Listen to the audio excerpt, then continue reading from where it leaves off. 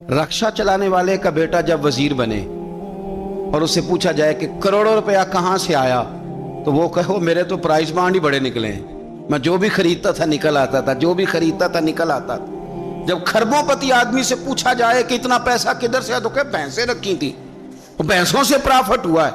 हम अल्लाह के फजल पर माज़अल्लाह किसी किस्म का कलाम नहीं करते, लेकिन मेरे रसूल पाक अलैहिस्सलाम ने फरमाया कल तक जिसके पास जूता नहीं था, पहनने को कपड़ा नहीं था, जब वो मोहल्लात पर फख्र करने लगे और ये बताना उसके लिए मुश्किल हो जाए कि मेरी करोड़ों अरबों की जायदाद कहां से आई, कौम को लूट कर जब लोग बड़े बड़े मोहल्लात पर फख्र करें, तो हुजूर ने फरमाया पर ये ना समझना हमारी मईशत खराब हो गई, या फिर इंतजार करना फिर क़यामत आएगी, फिर तुमने क़यामत का इंतजार करना है, क़यामत आएगी। देखे ना हमारे मुल्क के अंदर जो मीटर रीडर थे वो बाद में खरबपति बन गए, कहां से आई जायदादें?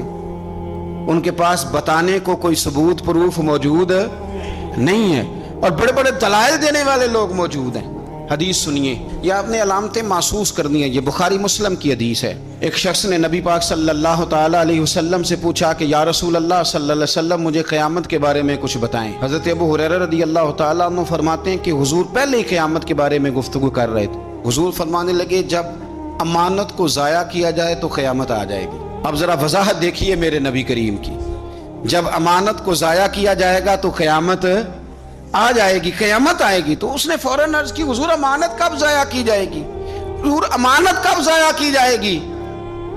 तो नबी पाक सल्लल्लाहु अलैहि वसल्लम ने फरमाया जब अमानत नाअहल के सुपुर्द कर दी जाए, जब कुर्सी पे वो बंदा बिठा दिया जाए जो उसका अहल नहीं है, तो क़यामत आएगी।